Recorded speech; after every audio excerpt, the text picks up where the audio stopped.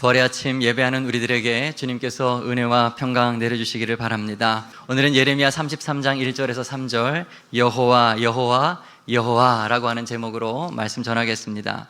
오늘 우리가 함께 읽은 예레미야 33장 3절 말씀, 누구나 잘 알고 있고 그리스도인들이 참 좋아하는 그런 말씀 가운데 하나죠. 오늘은 여기에 담긴 의미를 좀 깊이 있게 묵상해 보려고 합니다. 먼저 오늘 1절 말씀을 보겠습니다. 여기 보면 선지자 예레미야가 아직 시위대 뜰에 왕궁 감옥에 갇혀 있을 때 여호와의 말씀이 그에게 두 번째로 임했다라고 이렇게 기록을 합니다. 여러분, 하나님의 선지자인 예레미야가 왜 왕궁의 감옥에 갇혀 있는 것일까요? 여기 아직이라고 하는 단어도 있는데 도대체 언제부터 갇혀 있는 걸까요? 그리고 누가 그를 이 왕궁의 감옥에 가둬놓은 걸까요? 우리가 읽진 않았는데 바로 앞에 말씀 예레미야 32장의 앞부분을 보면 그것에 대한 답이 기록이 되어 있습니다. 유다의 시드기야 왕 10째 해 곧 느부갓네살 18째 해에 라고 하면서 시대적 배경을 설명하죠. 당시 유대 왕은 유대 마지막 왕이었던 시드기야 왕이었습니다. 근데 바로 그 시드기야 왕이 예레미야를 지금 왕궁의 감옥에 가둔 겁니다. 그 이유가 뭘까요? 3절에 기록이 되어 있는데 예레미야가 이 시드기 왕이 통치하고 있는 유대 땅에 멸망이 임할 것이라고 지금 예언을 하고 있기 때문에 그렇습니다. 바벨론이라고 하는 제국이 침략하여서 나라를 빼앗고 예루살렘을 정복하고 사람들을 다 포로로 잡아갈 것이라고 하는 예언을 지금 했기 때문에 그런 것이에요. 더 나가서 이 예레미야는 이 시드기야 왕이 바벨론으로 포로로 잡혀가가지고 거기에서 신문당한 거다라고 하는 아주 구체적인 예언까지도 했습니다. 그러니 시드기야가 이 예레미야를 좋아할 리가 있겠습니까? 그를 감옥에 가두고 아무 말도 하지 못하게 하는 거예요. 당시에는 선지자 예레미야 외에도 다른 많은 선지자들이 있었는데 특별히 거짓 선지자들이 많이 있었습니다. 그들은 예레미야와 정반대되는 이야기를 하고 있었어요. 바벨론의 침공이라든가 예루살렘의 멸망이라든가 이런 거 절대 없다라고 예언을 했던 것이죠. 특별히 거짓 선지자의 대표격이었던 하나냐라고 하는 선지자가 있었는데 그는 아주 구체적으로 거짓 예언을 했습니다. 예레미야 28장에 기록되어 있는데요, 하나님께서 바벨론의 멍에를 꺾었다, 이전에 바벨론에게 뺏겼던 성전의 기구들 그거 다 도로 찾을 거라고 완전 정반대되는 거짓 예언을 했던 겁니다. 그러니 이 시드기야 왕이 누구의 말을 듣기를 원하겠습니까? 자신의 귀를 즐겁게 하고 자신의 속마음을 편하게 만드는 거짓 선지자의 예언을 듣고 예레미야를 지금 박해하고 감옥에 가두고 있는 겁니다. 오늘 성경을 보면은 시드기야 제위 10년 일이라고 기록하고 있고 바벨론 왕 느부갓네살 제위 18년에 있었던 일이라고 했습니다. 이것을 역사적으로 계산해 보면 남유다가 멸망하기에 이제 고작 1, 2년밖에 남지 않은 그런 상황이었습니다. 그리고 성경을 자세히 보면 이미 바벨론 군대가 예루살렘을 포위하고 있는 그런 절체절명의 위기의 순간이라고까지 말을 하고 있어요. 이런 상황에도 불구하고 시드기야가 깨닫지 못하고 있는 거예요. 누구나 다 바벨론이라고 하는 거대 제국이 자신의 이 성을 포위하고 있으면 예레미야의 예언이 맞다고 생각해야 되는 거 아닙니까? 그런데 아직까지도 예레미야는 거짓이요 가짜가 진짜라고 지금 믿고 있는 것이죠. 이렇게 감옥에 갇힌 예레미야, 그의 마음이 어땠겠습니까? 하나님의 두려운 심판은 하루하루 다가오고 왕은 자신의 말을 듣지도 않고 자신은 감옥에 갇혀서 아무것도 할 수가 없고 그의 마음은 찢어질 정도로 고통스러웠을 것입니다. 얼마나 눈물을 흘렸을까요? 몸이 감옥에 있어서 슬픈 것보다도 아마도 패역한 왕과 백성들 때문에, 그래서 멸망할 유다 나라 때문에 그의 마음은 더욱더 아팠을 것입니다. 그런데 바로 그때 하나님께서 예레미야에게 소망의 빛을 비춰주십니다. 두 번째로 그에게 말씀하시는데 그것이 2절과 3절의 말씀이에요. 이를 행하시는 여호와, 그것을 만들며 성취하시는 여호와, 그의 이름을 여호와라 하는 이가 이와 같이 이르도다. 너는 내게 부르짖으라. 내가 내게 응답하겠고 내가 알지 못하는 크고 은밀한 일을 내게 보이리라. 비록 1, 2년 안에 예루살렘이 함락이 되고 많은 사람들이 다 죽고 바벨론으로 포로로 잡혀가는 끔찍한 그런 잔혹한 일들이 벌어지겠지만 내가 부르짖으면 크고 은밀한 일을 너에게 보여주겠다 지금 말씀하시는 거예요. 여기 이 크고 은밀한 일이 무엇이겠습니까? 선민 유다 민족이 다시 회복될 거라는 이야기예요. 멸망당해 죽을 것이지만 다시 살아날 거라고 하는 부활의 이야기를 하는 것입니다. 지금 아무 소망이 없지만 하나님께서는 놀라운 일을 친히 일으켜 주시겠다라고 약속하고 계시는 거예요. 할렐루야. 그리고 더 나아가서 이 약속은 예수 그리스도에 대한 예언입니다. 하나님께서 온 인류를 구원하실 그 비밀한 계획, 그 은밀한 일, 그것은 바로 예수 그리스도인 거예요. 예수님만이 죽은 것 같은 우리를 살리십니다. 다른 구원은 없습니다. 여기 은밀한 일은 유대의 회복이기도 하고 예수 그리스도를 상징하는 말인 것입니다. 사랑하는 여러분, 오늘 이 말씀을 2023년 6월 11일 나에게 말씀하시는 하나님의 음성으로 들을 수 있기를 바랍니다. 믿음으로 말씀을 듣고 약속으로 붙드는 자는 복이 있습니다. 오늘 본문을 좀 더 깊이 있게 좀 들어가 보도록 하겠습니다. 다시 1절 말씀을 보시면 예레미야가 시위대들 감옥에 갇혀 있고 하나님이 두 번째 임했다고 말씀을 합니다. 시위대들, 이 왕궁의 감옥은 예레미야에게 있어서 아주 고통스러운 장소였겠죠. 거기서는 하나님의 말씀을 전할 수도 없고 아무것도 무엇 하나 제대로 할 수 있는 것이 없었습니다. 그러나 여러분, 예레미야는 그곳에서 하나님의 말씀을 들었다는 것을 기억하시길 바랍니다. 자유로울 때보다도, 다른 그 어떤 곳에서 있었을 때보다도 여기에서 분명하고 세밀한 하나님의 음성을 들었고 다양한 음성을 들었습니다.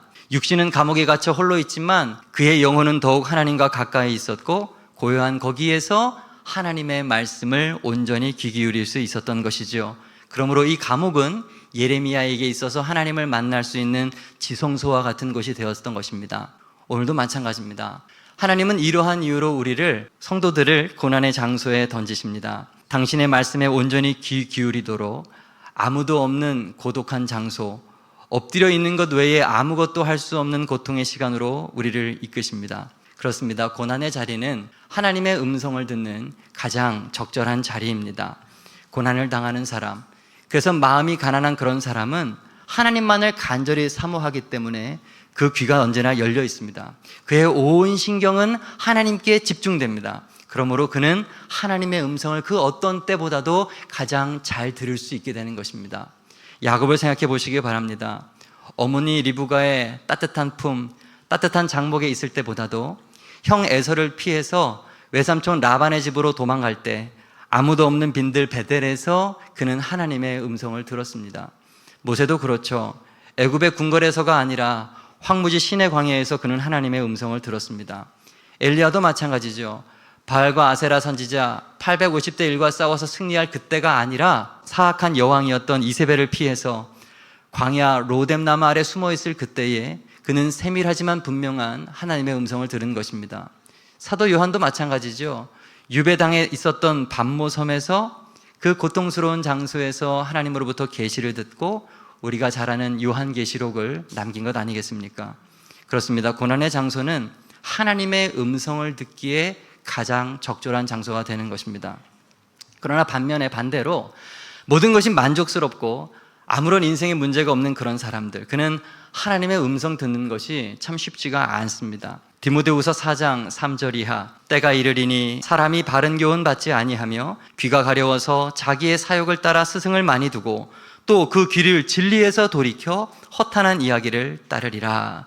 그들의 귀는 세상의 거짓 진리로 가득 차 있고 그들의 눈은 세상의 물질과 재미에 사로잡혀 있습니다. 그들의 마음은 만몬으로 가득 차서 하나님의 말씀이 차지할 공간이 없습니다. 그러므로 여러분, 인생의 고난이 찾아오고 해결할 수 없는 시련의 자리에 내려앉을지라도 너무 거기에서 절망하거나 낙심하지 않기를 바랍니다. 하나님께서 그분의 음성을 자세히 들려주시려고 우리를 인내의 자리로 이끄신 줄로 믿습니다. 인내하시고 잠잠히 기다리십시오. 그분과의 관계를 회복하는 복된 기회로 삼으시는 우리가 되어야겠습니다. 시편 119편 말씀을 함께 읽겠습니다. 시작. 고난당한 것이 내게 유익이라. 이로 말미암아 내가 주의 율례들을 배우게 되었나이다. 욥기 42장 5절에도 이렇게 말합니다. 내가 주께 대하여 귀로 듣기만 하였사오나 이제는 눈으로 주를 배움나이다. 욥기 42장은 욥기의 가장 마지막 장입니다. 모든 고난이 다 끝나고 하나님께서 나타나셔서 그분의 말씀을 하신 이후에 욥이 비로소 고백하는 것입니다. 내가 이렇게 고난을 당해보니 예전에는 귀로만 들었는데 이제는 눈으로 보는 것과 같이 하나님의 뜻을 내가 발견하게 되었습니다 라고 이렇게 고백하고 있는 것입니다. 하나님을 더 깊이 알아가는 것이죠. 우리도 고난이 지난 후에 이런 고백들을 다 할 수 있기를 바랍니다. 고난의 자리는 하나님의 음성을 듣기에 가장 좋고 적절한 자리가 됩니다. 다음으로 오늘 2절 말씀을 보겠습니다. 여기에는 하나님께서 예레미야에게 회복의 말씀을 하시기 전에 그런 말씀을 하시는 자신이 누구신지 어떤 존재인지를 상세하게 밝혀주십니다. 하나님은 여기서 여호와라고 하는 명칭을 3번이나 반복해서 사용을 하십니다. 첫 번째로 하나님은 자기 자신을 일하시는 여호와라고 말씀을 합니다. 모든 이 땅의 만사를 계획하시고 작정하시는 하나님이라는 뜻입니다. 여기에서 저 행하신다라고 하는 단어는 천지창조를 사용할 때 사용되었던 그 단어입니다. 온 우주 만물의 창조자가 되신다라고 하는 것만큼 하나님의 전능함을 표현하는 표현은 없겠죠. 우리 하나님은 모든 것을 지으시고 모든 것을 계획하시는, 행하시는 하나님이십니다.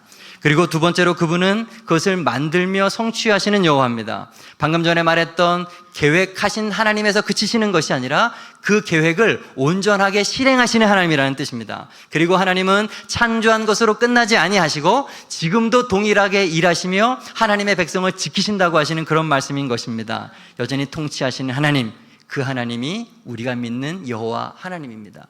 그리고 세 번째, 그분은 그의 이름을 여호와라 하시는 이라고 했습니다. 여호와라고 하는 이 표현은 문자적인 의미가 있는데 스스로 존재하는 분이다라고 하는 뜻이에요. 하나님은 그래서 다른 피조물과 완전히 구별됩니다. 다른 모든 것은 만들어진 것이나 하나님은 홀로 계십니다. 아무것도 없어도 홀로 계신 분이 우리의 하나님이십니다. 새 여호와, 이 여호와가 우리에게 가르쳐주는 것이 무엇입니까? 구원은 오직 여호와 하나님께만 있다라고 하는 사실이에요. 믿는 사람이라면 너무나 잘 아는 여리고성 정복 이야기가 있습니다. 이스라엘이 어떻게 했길래 그 견고한 여리고성이 무너졌습니까? 여호수아 6장 3절 이하의 말씀을 보면 6일 동안은 하루에 한 바퀴씩 돌고 마지막 날 7째 날은 7바퀴를 돌았습니다. 그리고 나팔을 불고 백성들이 크게 함성을 지를 때 견고한 성이 무너졌습니다. 여러분, 누가 그 일을 하신 것입니까? 이스라엘 백성이 돌았다고 해가지고 사람이 한 일입니까? 아니죠. 성을 돌고 나팔을 불고 함성을 지르는 것은 그저 방법에 불과합니다. 성을 무너뜨리는 것은 하나님이십니다. 다시, 성을 무너뜨리는 것은 하나님이십니다. 만약에 성을 돌고 나팔을 불고 함성을 지르는 방법이 그 성을 무너뜨렸던 거라면 그 이후에 있었던 가나안 정복의 모든 순간순간마다 하나님은 이스라엘 백성에게 모든 도시들을 도르라고 했을 것입니다. 그러나 여리고성을 제외한 그 어떤 성에서도 하나님은 이런 방법을 말씀하신 적이 없어요. 무슨 뜻입니까? 그 방법이 아니라는 거예요.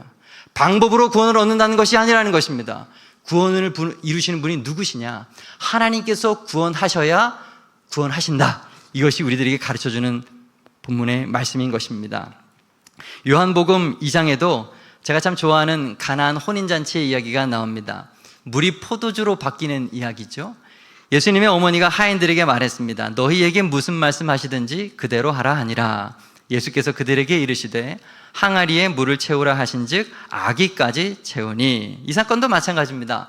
물을 포도주로 만든 분이 누구십니까? 예수님이십니다. 물을 아기까지 채우라고 했다고 해서 물을 채운 하인들이 한 게 아니고 그 방법이 물을 포도주로 만든 게 아니에요. 예수님께서 말씀하셔야 물이 포도주로 바뀌고 역사가 일어나는 것입니다. 우리가 아무리 빈 항아리를 갖다 놓고 아구까지 가득가득 채우고 아무리 기다려도 그 물은 포도주로 바뀌지 않습니다. 방법이 아니라 누가 역사하시냐가 정답입니다.